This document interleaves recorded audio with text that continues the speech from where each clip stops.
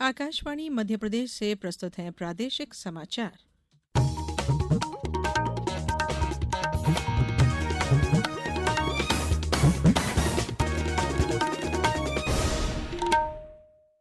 नमस्कार, समाचारों के साथ मैं धारणा सचदेव। सबसे पहले इस बुलेटिन के मुख्य समाचार। राष्ट्रपति द्रौपदी मुर्मू कल आयुष संस्थान में 3 दिवसीय सेमिनार सुश्रुतम का उद्घाटन करेंगी। आयुर्वेद और आधुनिक शल्य चिकित्सा के एकीकरण पर होगी चर्चा। भोपाल में मुख्यमंत्री डॉक्टर मोहन यादव की अध्यक्षता में कैबिनेट बैठक, करीब 10,500 करोड़ रुपए के विकास प्रस्तावों को मिली मंजूरी। प्रदेश को नशामुक्त बनाने के लिए पुलिस का नशे से दूरी है जरूरी 2.0 अभियान शुरू, मुख्यमंत्री ने किया शुभारंभ। और भोजशाला विवाद पर सर्वोच्च न्यायालय रोजाना करेगा सुनवाई, नमाज के लिए वैकल्पिक जगह देने का दिया निर्देश। अब समाचार विस्तार से। राष्ट्रपति द्रौपदी मुर्मू कल आयुष संस्थान में 3 दिवसीय सेमिनार सुश्रुतम का उद्घाटन करेंगी। ये सेमिनार आचार्य सुश्रुत की जयंती के मौके पर आयोजित हो रहा है। इसमें आयुर्वेद और आधुनिक शल्य चिकित्सा के एकीकरण पर देश विदेश के विशेषज्ञ चर्चा करेंगे। इस मौके पर करीब 14.5 करोड़ रुपए की लागत से बनी आधुनिक MRI प्रणाली का भी उद्घाटन होगा। सेमिनार में थाईलैंड, इजराइल और श्रीलंका सहित कई देशों के विशेषज्ञ भाग लेंगे। भोपाल के वल्लभ भवन में मुख्यमंत्री डॉक्टर मोहन यादव की अध्यक्षता में आज कैबिनेट बैठक हुई। बैठक में करीब 10,500 करोड़ रुपए के विकास प्रस्तावों को मंजूरी दी गई।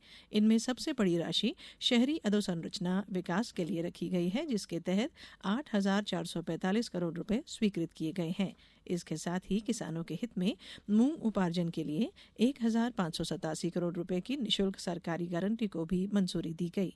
कैबिनेट ने राजगढ़ की कुंडलिया सिंचाई परियोजना को अगले 5 वर्षों तक जारी रखने का फैसला किया, जिससे राजगढ़ और आगरमालवा जिले में 1,39,000 हेक्टेयर से अधिक क्षेत्र में सिंचाई सुविधा मिलेगी। साथ ही टेक होम राशन के उत्पादन और वितरण की जिम्मेदारी अब महिला और बाल विकास विभाग को सौंपी गई है।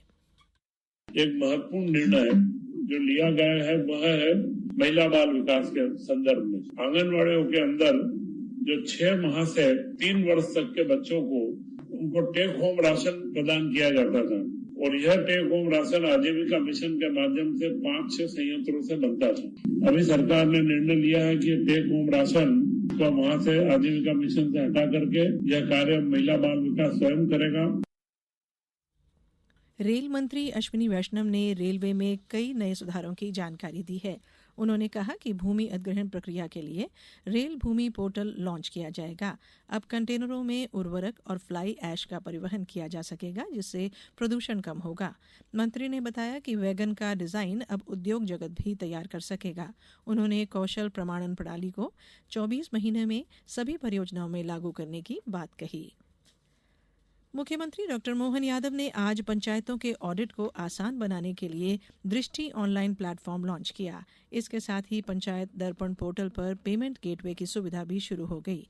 इस प्लेटफॉर्म से प्रदेश की 23,000 से अधिक ग्राम पंचायतों का ऑडिट अब घर बैठे किया जा सकेगा। ऑडिटर कहीं से भी पंचायतों के आय व्यय के रिकॉर्ड देख सकेंगे। पेमेंट गेटवे के जरिए नागरिक अपने बिलों का भुगतान ऑनलाइन कर सकेंगे। प्रदेश को नशामुक्त बनाने के लिए पुलिस ने नशे से दूरी है जरूरी 2.0 अभियान शुरू किया है। इसका शुभारंभ आज भोपाल के रविंद्र भवन में मुख्यमंत्री डॉक्टर मोहन यादव ने किया। यह अभियान 30 जुलाई तक पूरे प्रदेश में चलाया जाएगा। इसका मकसद युवाओं और विद्यार्थियों को नशे के नुकसान के प्रति जागरूक करना है। अभियान में सामाजिक न्याय, उच्च शिक्षा और स्कूल शिक्षा विभाग भी सहयोग करेंगे। जिलों में जागरूकता रैली, नुक्कड़ नाटक और संगोष्ठी जैसे कार्यक्रम आयोजित किए जाएंगे।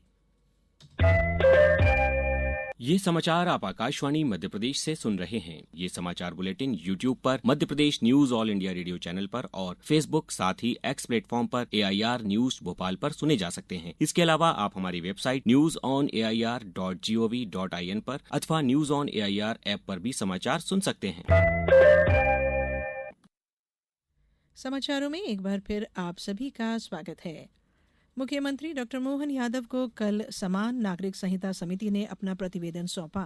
मुख्यमंत्री ने समय पर रिपोर्ट देने के लिए समिति के सदस्यों का धन्यवाद किया। ये प्रतिवेदन 3 खंडों में तैयार किया गया है। इसमें प्रस्तावित विधेयक में 4 भाग और 404 धाराएं शामिल हैं। समिति को इस दौरान 9.5 लाख से अधिक जन परामर्श प्राप्त हुए थे। समिति ने अनुसूचित जनजातियों को समान नागरिक संहिता से बाहर रखने की सिफारिश की है।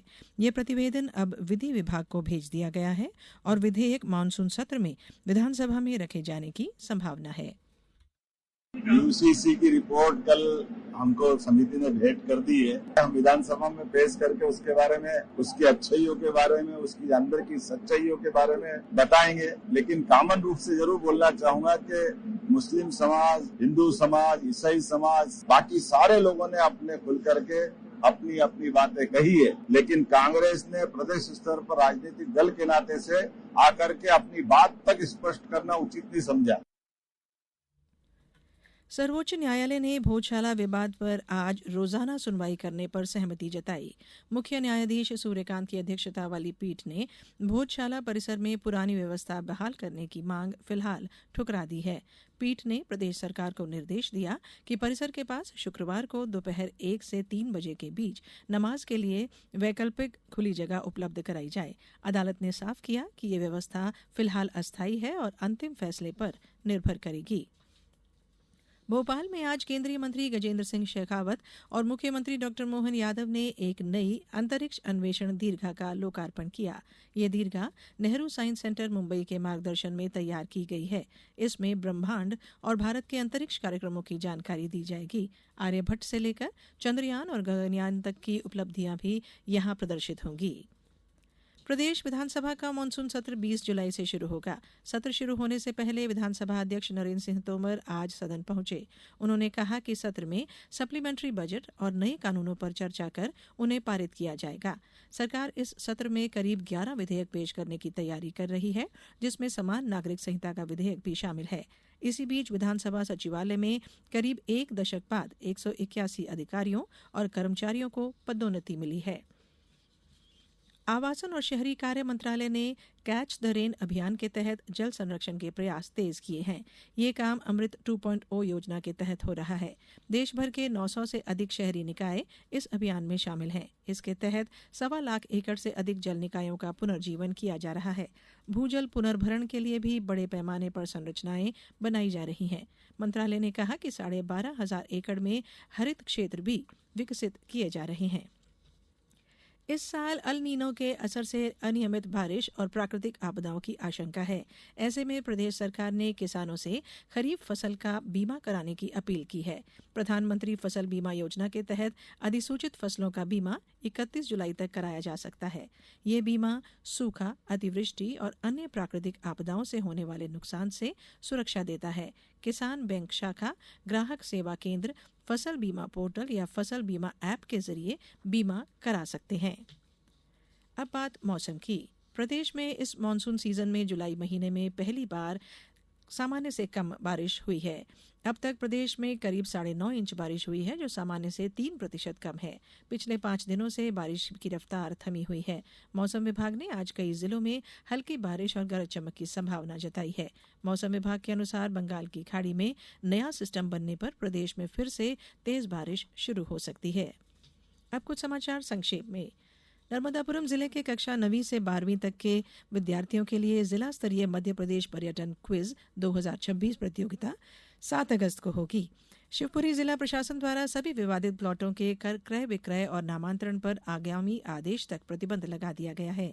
छतरपुर और धार जिले में आज दस्तक सह स्टॉप डायरिया अभियान 2026 का विधिवत शुभारंभ किया गया। मंडला में स्कूली वाहनों की सुरक्षा सुनिश्चित करने के लिए पुलिस और परिवहन विभाग का 10 दिवसीय विशेष जांच अभियान जारी है। झाबुआ और बैतूल जिला प्रशासन द्वारा जन सुनवाई में प्राप्त आवेदनों का त्वरित निराकरण किया जा रहा है। भोपाल में 28 जुलाई से 8 अगस्त तक अग्निवीर भर्ती रैली का आयोजन किया जाएगा। इस भर्ती रैली में प्रदेश के 15 जिलों के पात्र पुरुष अभ्यर्थी विभिन्न पदों के लिए शामिल होंगे। इस बुलेटिन में इतना ही। अगला बुलेटिन सुनिए सुबह 7:10 पर। नमस्कार।